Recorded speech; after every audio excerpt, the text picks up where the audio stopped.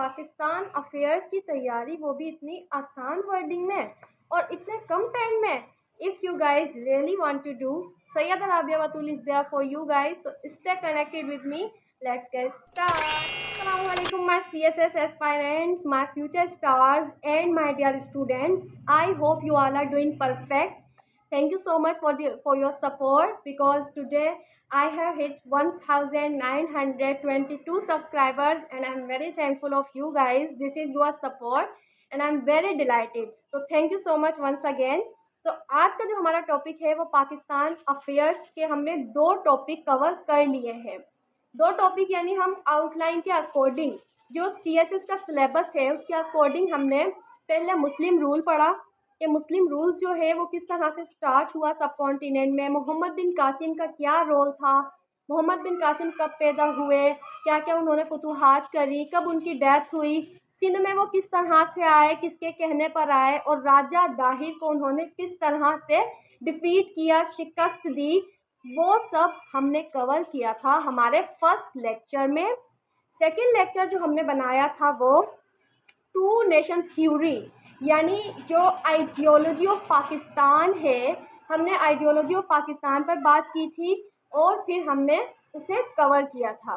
देखिए, I can teach you like this as well whenever I am recording my lecture, but the thing is that I want you are good, और मैं चाहती हूँ कि आपके लिए आसानी हो। So that's the reason I write my lecture on the paper and then I share with you guys, ताकि आप जब कभी नोट्स बनाने बैठें, CSS की तैयारी करने बैठें, तो ओरल तो आपको समझ आ जाएगा, बट आपको लिखने में परेशानी ना हो। इसी वजह से मैं हमेशा लिख कर आपके साथ वो वीडियो शेयर करती हूँ जो हमारे लेक्चर, जो हमारे टॉपिक्स हमने कवर करने होते हैं। तो मैं डिफ़ाइन कर देती हूँ अगेन थोड़ा सा मोहम्मद बिन कासिम का और फिर आइडियोलॉजी ऑफ पाकिस्तान का in very short wording, because I don't want videos to be very lengthy, it's already 2 minutes. तो देखिए, जो हमारा सब कॉन्टिनेंट में मुस्लिम रूल स्टार्ट हुआ था वो मोहम्मद बिन कासिम जो उम्मियाद में से थे, ठीक है, अरब के बहुत बहादुर मिलिटेंट थे, और हुज्जाज बिन यूसुफ जो कि इनके ससुर यानी ये उनके दामाद भी थे, उनकी बेटी से इनकी शादी भी हुई थी मोहम्मद बिन कासिम की। तो उन्होंने हुक्म दिया था मोहम्मद बिन कासिम को कि आप सिंध पर हमला करें।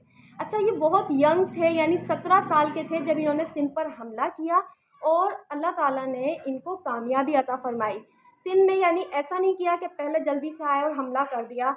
हर चीज़ का एक तरीका होता है, एक प्लानिंग होती है, एक मंसूबाबंदी होती है। तो इस स्लोली एंड ग्रेजुअली पहले इन्होंने दीबल फ़तह किया। अच्छा, दीबल जो है वो पहले के दौर में दीबल और आज के दौर में हमारा कराची, ठीक है। फिर इन्होंने नेरून फ़तह किया, नेरून जहाँ पर मैं अभी बैठी हूँ जो कि मेरा सिटी है हैदराबाद। और उसके बाद इन्होंने अरोड़ जो था वो फ़तह किया। अरोड़ आज के दौर में रोहड़ी को कहते हैं, यानी आज के दिनों में, आज के सालों में, ठीक है। उस दौर में इनका नाम दीबल, नेरून और अरोड़ था। अब मोहम्मद बिन कासिम जब आए यहाँ पर पूरी प्लानिंग के साथ आए, पहले उन्होंने दीबल फ़तह किया।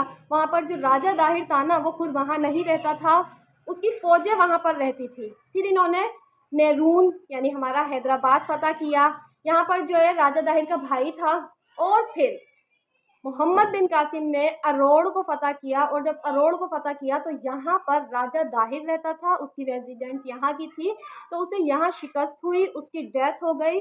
और डेथ होने के बाद उसका जो गला था ना राजा दाहिर का, वो काट कर मोहम्मद बिन कासिम ने हुज्जाज बिन यूसुफ को भेजा। अच्छा, हुज्जाज बिन यूसुफ जो है ना, वो बसरा के गवर्नर थे और बहुत ही अजीम इंसान थे हुज्जाज बिन यूसुफ। उनके कहने पर, उनके हुक्म पर मोहम्मद बिन कासिम ने सिंध पर हमला किया था। 711 में ये लोग आए थे और 712 में इन लोगों को फ़तह हासिल हुई, ठीक है। स्लोली एंड ग्रेजुअली फिर क्या हुआ कि मोहम्मद बिन कासिम ने यहाँ पर इस्लामिक इंस्टीट्यूशंस बनाए सिंध में, यहाँ पर जो इस्लामी निज़ाम कायम किया, एडमिनिस्ट्रेटर, गवर्नर्स, इन सबको अपॉइंट भी किया, मस्जिदें बनाई, और इनका इखलाक इतना आला था, इतना अजीम था कि लोग इन्हें देखते ही मुसलमान हो जाते थे। लफ्ज़ और लहजे ये दोनों बहुत असर रखते हैं। तो मोहम्मद बिन कासिम की फिर डेथ हो गई थी। वो डेथ जो इनकी हुई ना, उसके लिए बहुत सी ओपिनियंस हैं। कुछ कहते हैं कि राजा दाहिर की जो यानी उस दौर की लड़कियां थीं, उन्होंने इन पर ब्लेमिंग की थी। कुछ कहते हैं कि इन्हें बुला लिया गया था दमेस्कस में, सीरिया में, और इन पर इल्ज़ामात लगाए गए थे। और फिर इनको जो है ना वो या तो जेल में टॉर्चर किया गया था या ज़हर दे दिया गया था। बहरहाल इनकी डेथ हो गई थी 715 में। 695 में ये पैदा हुए थे और 715 में इनकी डेथ हो गई थी मोहम्मद बिन कासिम की। ये तो था हमारा मुस्लिम रूल। और फिर यहाँ से जो है ना वो सिंध में, सब कॉन्टिनेंट में मुस्लिम रूल स्टार्ट हो गया था। और मुसलमानों को जो है ना एक आज़ादी से जीने की, रहने की एक यानी वे मिल गया था, पाथ मिल गया था उन्हें, और वो बहुत खुशी से रह रहे थे। ठीक है। इसके बाद काफ़ी मतलब अगेन वही हुआ कि हिंदू, सब कॉन्टिनेंट में हिंदू और ब्रिटिशर्स आ गए, उन लोगों ने हमले किए, उन लोगों ने कॉलोनाइजेशन स्टार्ट कर दी। लेकिन वो हम डिस्कस करेंगे हमारे नेक्स्ट लेक्चर्स में। ठीक है। सेकंड जो लेक्चर हमारा था वो आइडियोलॉजी ऑफ पाकिस्तान के ऊपर था। दैट आइडियोलॉजी का मतलब क्या होता है, पहले तो हमने ये सीखा था कि आइडियोलॉजी जो है ना, ideology is always a perception, an opinion or a view through which we see the world. यानी एक ऐसा नज़रिया जिससे हम दुनिया को देखते हैं, वो हमारा नज़रिया कहलाता है। आइडियोलॉजी एक इंडिविजुअल की भी होती है और आइडियोलॉजी ग्रुप्स की भी होती है, कौमों की भी होती है। अब आइडियोलॉजी जब हम रखते हैं ना, कोई नज़रिया रखते हैं, वो जैसे कौमी तराने में है, हम अपना नज़रिया रखते हैं, तो इसी तरह यानी हम अपना ख्याल रखते हैं, अपनी सोच रखते हैं। तो आइडियोलॉजी आइडियोलॉजी ऑफ पाकिस्तान जो है ना, पाकिस्तान एक नज़रिए पे आज़ाद हुआ था, नज़रिए की बुनियाद पे आज़ाद हुआ था। वो इस तरह से कि जो सब कॉन्टिनेंट था ना हमारा, जो इंडिया था, उसमें दो बड़ी कौमें थी, एक हमारा हिंदू और एक मुसलमान। छोटी छोटी कौमें भी आबाद थीं, जैसे सिख हो गए, बुद्ध मत हो गए एंड सो ऑन। लेकिन जो बड़ी दो कौमें थी ना, वो हिंदू और मुसलमान थे। अब होता क्या है कि हिंदू और मुसलमान ये रह रहे थे। हिंदू शुरू से मुसलमानों पर जुल्म करते आए हैं, वो हमेशा चाहते थे कि ये हमारा कल्चर एडॉप्ट कर लें, हमारी तरह रहें, हमारे ग़ुलाम बनकर रहें। लेकिन फिर जब 1857 में जंग हुई और जंग के बाद ब्रिटिश ने यहाँ पर अपने कदम जमाना शुरू कर दिए, ईस्ट इंडिया कंपनी बनाई गई, और ईस्ट इंडिया कंपनी के बहाने वो यहाँ पर आए। उन्होंने सल्तनत मुगलिया का यानी ख़त्म कर दिया, मुग़ल एम्पायर्स को। बहादुर शाह जो थे वो हमारे लास्ट मुग़ल एम्पायर्स के रूलर थे। फिर उसके बाद जो ब्रिटिशर्स थे ना, उन्होंने सब कॉन्टिनेंट में कदम जमाए। अब वो कदम इसलिए जमाए क्योंकि सब कॉन्टिनेंट जो है ना वो सोने की चिड़िया, हिंदुस्तान को सोने की चिड़िया माना जाता है। इसमें काफ़ी रिसोर्सेज है, काफ़ी यानी इसकी जो लोकेशन है ना, वो अल्लाह ताला ने ऐसी बनाई है कि इसमें बहुत सारे रिसोर्सेज हैं। ये सोने की चिड़िया की तरह है। अब क्या होता है कि जो अंग्रेज़ थे, ब्रिटिशर्स थे, उन्हें कॉलोनाइजेशन का बड़ा शौक था कि बस ना आओ और कब्ज़ा करो और रहना शुरू कर दो, और जो बेचारे मकामी लोग हैं उनको अपना गुलाम बना लो। तो भाई ये आ गए, इन्होंने हमला करा, इन्होंने जंगें करी।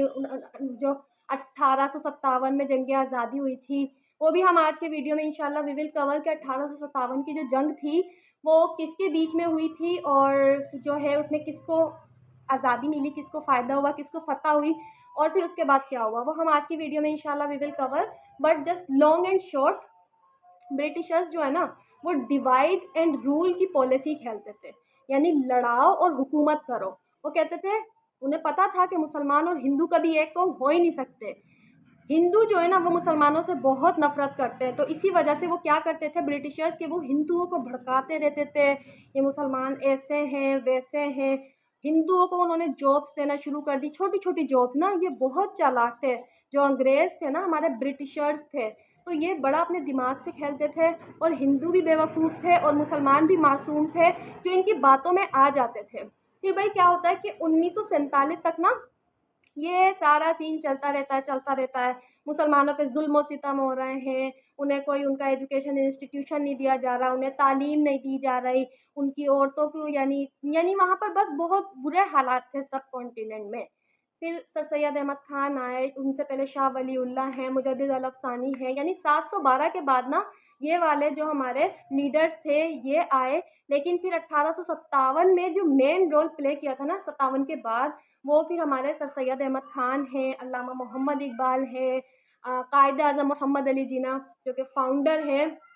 फिर क्या होता है कि मुसलमानों ने ना ये एक नज़रिया बनाया अपना कि हमें एक सेपरेट होमलैंड चाहिए, यानी ऐसी जगह, भले हमें इतना सा टुकड़ा दे दो, लेकिन ऐसा दे दो जहाँ पर हम आज़ादी से रहें, हमें अपनी इबादत करने की आज़ादी हो, हमें पढ़ने की आज़ादी हो, फ्रीडम ऑफ एक्सप्रेशंस हो, हमें अपने इस्लाम को फॉलो करने की आज़ादी हो, यानी ये आज़ादी जो है ना छोटे से टुकड़े पर हम अपनी ज़िंदगी को गुजारें। अब ये आइडियोलॉजी बन गई थी टू नेशन थ्योरी कि भाई तुम तो ब्रिटिशर्स हो, तुमने तो यहाँ पर आके कॉलोनाइजेशन की है, लेकिन हम जो है ना हिंदू और मुसलमान जो रह रहे हैं ये बिल्कुल अलग है। हिंदुओं का कल्चर अलग है, उनकी ज़बान अलग है, उनका रहने सहने का तरीका अलग है। हम मस्जिद में जाते हैं, वो मंदिर में जाते हैं, हमारी शादी करने का तरीका अलग है, यानी ट्रेडिशंस और कल्चर सिविलाइजेशन सब कुछ अलग है। तो आप लोग क्यों ये समझते हैं कि हिंदू और मुसलमान एक हैं? क्योंकि अंग्रेज़ ये सोचते थे, ये चाहते थे, कुछ हिंदुओं की भी ये कोशिश होती थी कि बस ये हमारी तरह हमारे गुलाम बनकर रहे हैं यहाँ पर अगर रह रहे हैं तो। अब क्या होता है कि ये नज़रिया फिर बन गया कि भाई मुसलमानों की अपनी ज़बान है, ठीक है, अपना एक रिलीजन है, अपना कल्चर है, अपनी सिविलाइजेशन है, ये दो बड़ी कौमें हैं और बिल्कुल अलग है एक दूसरे से। उसके बाद गाइज ये होता है दैट कायदा आज़म मोहम्मद अली जिन्ना जो कि the founder of Pakistan, a very greatest leader of this world even, तो उन्होंने जो है ना, वैसे मेहनत सबकी ही थी, अल्लामा मोहम्मद इकबाल जिन्होंने पाकिस्तान का ख्वाब देखा था, और सर सैयद अहमद ख़ान जिन्होंने एजुकेशन के लिए बहुत ज़्यादा मुसलमानों के इंस्टीट्यूशंस बनाए, उनको जो है ना इमर्ज किया कि भाई तुम इंग्लिश को भी सीखो, यानी इंग्लिश जो है ना उस टाइम पर जैसे आज हमें इंग्लिश सीखना ज़रूरी है, और क्योंकि ये एक तो लिंगो फ्रेंका है, दूसरा बस जैसी गुलामाना सोच की वजह से हमें सीखनी ही पड़ती है, क्योंकि एवरीवेयर इंग्लिश इज़ रिक्वायर्ड। आप इंग्लिश के दो जुमले बोलें और आपको बहुत ज़्यादा यानी वैल्यू दी जाती है, अरे भाई फ़लाँ को बहुत अच्छी इंग्लिश आती है, उसका बच्चा तो फर इंग्लिश बोलता है।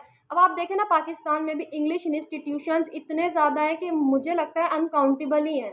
हर जगह जहाँ देखो एकेडमीज़ हैं, सेंटर्स हैं, इंग्लिश स्कूल बना दिए गए हैं, कैम्ब्रिज है, ऑक्सफोर्ड, ब्ला ब्ला, यानी we are promoting the language. It's good कह सकते हैं, क्योंकि बाहर की दुनिया में भी इंग्लिश की वैल्यू है whenever we go abroad, तो हमें, लेकिन कहा जाता है ना कि English is just a language, it's not the tool of measuring someone's intelligence and ability. और ये हकीकत है, अगर किसी को इंग्लिश अच्छी आती है तो इसका ये मतलब हरगिज़ नहीं है कि सामने वाला बंदा बहुत इंटेलिजेंट है, बहुत कैपेबल है। It's not like that. हाँ, मैं इस पॉइंट को ज़रूर सपोर्ट करती हूँ कि इंग्लिश सीखने के लिए भी मेहनत लगती है, तो हार्ड वर्किंग हम ज़रूर कह सकते हैं उस बंदे को जिसे बहुत अच्छी इंग्लिश आती है, लेकिन हम उसे इंटेलिजेंट नहीं कह सकते। हमारे देखें ना हमारे जो सिस्टम है उसके अंदर भी लोगों को अगर इंग्लिश अच्छी आती है तो उन्हें जल्दी से ये लोग हायर कर लेते हैं। कहीं पर भी आप जाएँ प्राइवेट जॉब्स के लिए, या अगर आप गवर्नमेंट के लिए भी कोई इंटरव्यू दे रहे हैं, आपने इंग्लिश में टोटली बात करी, कन्विंस करने की कोशिश करी, तो चांसेस ज़्यादा होते हैं कि आपको रख लिया जाएगा। खैर, सर सैयद अहमद ख़ान ने जो है बहुत ज़्यादा कोशिशें की। उन्होंने कहा कि आप दीन तो सिखाएँ, दीन तो सीखें, अपने बच्चों को सिखाएँ दुनियावी तालीम, लेकिन इंग्लिश को भी सीखें, ये जो है ना आपको बहुत फ़ायदा देगी। तो सर सैयद अहमद ख़ान की बहुत सारी सर्विसेज़ हैं, हम सब पढ़ेंगे इंशाल्लाह। तो मैं बस चाहती हूँ कि जब भी हम 2-2 टॉपिक कवर कर लें तो मैं इसी तरह आकर आपको और एक्सप्लेनेशन के साथ समझा दूँ कि भाई आइडियोलॉजी का मकसद, आइडियोलॉजी जो है ना वो एक नज़रिए को कहते हैं, और मुस्लिम रूल कैसे स्टार्ट हुआ, कहाँ से स्टार्ट हुआ, फिर हमारा जो पाकिस्तान आज़ाद हुआ ना वो 14 अगस्त 1947 को हुआ, और दो कौमी नज़रिए की बुनियाद पर हुआ। जब इस नज़रिए को बहुत ज़्यादा प्रमोट किया गया ना, तो फिर दो कौमी नज़रिया जो है वो बुनियाद बना हमारे पाकिस्तान की आज़ादी के लिए, इसकी सेपरेशन के लिए। तो इसीलिए जब भी आइडियोलॉजी ऑफ पाकिस्तान की बात होगी ना, तो आपने ज़रूर डिफ़ाइन करना है कि भाई इस्लाम, क्योंकि आइडियोलॉजीज़ की टाइप्स होती हैं, सोशल आइडियोलॉजीज़ हैं, पॉलिटिकल आइडियोलॉजीज़ हैं, और रिलीजियस आइडियोलॉजीज़ हैं, इकोनॉमिक आइडियोलॉजीज़ हैं। तो हमारा जो कंट्री है ना वो रिलीजियस आइडियोलॉजी के बेस पर सेपरेट हुआ, और रिलीजियस आइडियोलॉजी में टू नेशन थ्योरी, जिसमें हिंदू और मुसलमानों का हम डालेंगे। हिंदू किस तरह से जुल्म सितम करते थे, मुसलमानों को किस तरह डाउनग्रेड करते थे, गुलाम बना के रखते थे, और मुसलमान बहुत मासूम थे, उन्हें ये समझ ही नहीं आता था कि हमने हमारे साथ क्या हो रहा है, यानी हमें ये समझ भी आ रहा होता था तो वही है कि उन्हें कोई लीड करने वाला सही से नहीं होता था। कुछ वो खुद भी अपनी थोड़ी अकड़ में कि भाई नहीं हम तो इंग्लिश नहीं सीखे, हम ये नहीं सीखे। लेकिन फिर सर सैयद अहमद ख़ान, अल्लामा मोहम्मद इकबाल, कायद आज़म मोहम्मद अली जिन्ना, शौकत अली, मोहम्मद अली जौहर, बहुत सारे लीडर्स हैं जिन्हों की मेहनत से, और सिर्फ लीडर्स ही नहीं, पाकिस्तान जो आज़ाद हुआ वो बहुत लोगों ने अपनी जानों का नजराना पेश किया। पाकिस्तान की आज़ादी में लोग कट कट कर मर जाते थे। जब पाकिस्तान आज़ाद हुआ है, जब माइग्रेशन हो रही थी तो वहाँ पर कत्लो गारत इतना कर देते थे ट्रेन्स में घुस के, कि जो रेल होती हैं, रेलों में घुसकर इतना कत्लो गारत होता था। कि यहाँ पर आती थी खून से भरे हुए, सब मर गए, सब कटे पड़े, तो बड़ी मुश्किल से हमें पाकिस्तान हासिल हुआ है। और आज बड़ा दुख होता है पाकिस्तान के ये हालात देखकर कि क्यों इस तरह से इसके साथ किया जा रहा है। कायद-ए-आज़म ने, मोहम्मद अली जिन्ना हमारे जो हैं फाउंडर, इसलिए तो नहीं हमें आज़ादी दिलवाई थी कि हम आज बैठकर उन पर ही उँगली उठाएँ। आप देखें आज यंगस्टर्स को, यूथ को आप देखें कि वो पाकिस्तान के वजूद पे सवाल उठाते हैं, जब वो हालात देखते हैं। अब हालात को देखें बेहतर बनाया जा सकता है, लेकिन ये जो सिस्टम में हमारे लोग बैठे हुए हैं, इनको तो बस अल्लाह ही हाफ़िज़ है और अल्लाह हिदायत दे। हम और कुछ नहीं कह सकते, क्योंकि यहाँ पर बहुत जल्दी हाई ट्रेजन का जो है वो एक टैग लग जाता है कि अगर आपने सिस्टम के लिए कुछ कह दिया या पाकिस्तान की बेटरमेंट के लिए कोई अल्फाजात यूज़ कर लिए तो भाई आप बस गद्दार हैं। तो ये जुमले भी बड़े इंसान को जो है ना एहतियात से बोलने चाहिए। जबकि फ्रीडम ऑफ स्पीच का मतलब क्या होता है, फ्रीडम ऑफ एक्सप्रेशन का मतलब क्या होता है कि भाई आप एक्सप्रेस कर सकें, आप अपने अपने लिए क्या सोचते हैं, आप अपने कंट्री के लिए क्या सोचते हैं, आप किस तरह इसको चेंज करना चाहते हैं।